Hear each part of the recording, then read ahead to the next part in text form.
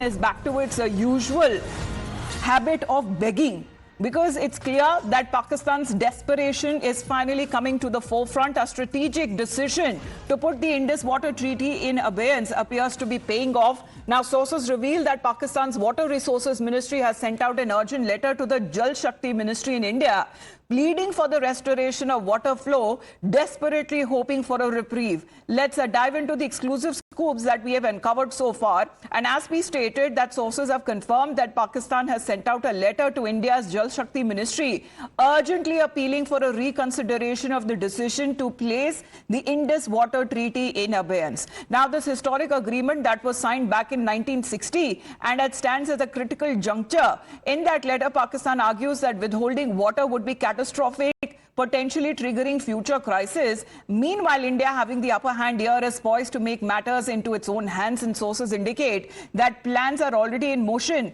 to divert the water for domestic use, and the work is set to begin immediately. Well, that is what happens when you mess with India. Mohit, isn't it? In the previous conflicts that has been witnessed with Pakistan, India has made it sure that as far as the Indus Water Treaty is concerned, it remains untouched. But right now, when it comes to the Lakshman Rekha that has been crossed by Pakistan, it can continue beg for water, but the treaty continues to remain in abeyance, as the Prime Minister said, ke lahu, and even when it comes to terror, आतंक, दोनों साथ में नहीं बह सकते.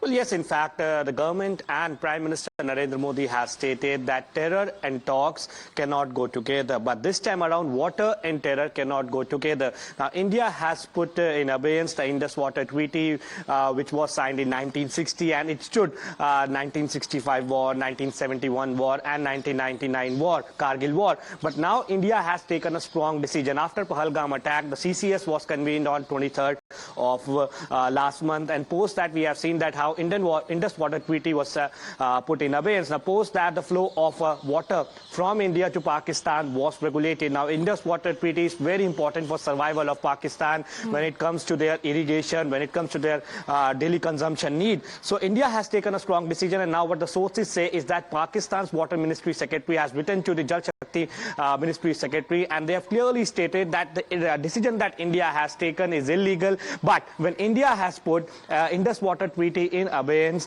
there is no foundation on India. India does not have to reply to Pakistan on whatever they do with the water. Now, the domestic use of that particular water is being worked upon, and India has made it clear the water will not flow to Pakistan.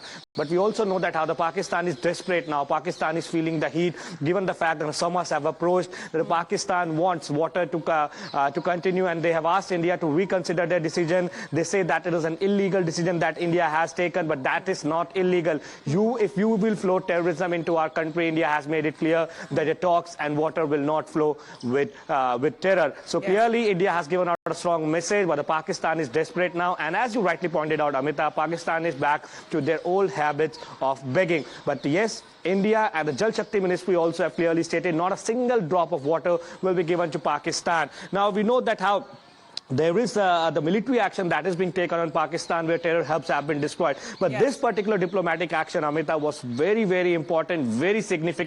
Well, because as far as the agricultural belt of Pakistan is concerned, more than 80% of that belt is dependent on Indus water. And with the stoppage of water that has come in from India's side, with this abeyance of this treaty, which Pakistan was already in breach, this has been a strongest stand that has been taken by India so far. As Mohit and Pradeep continue to be with us, we get you a ground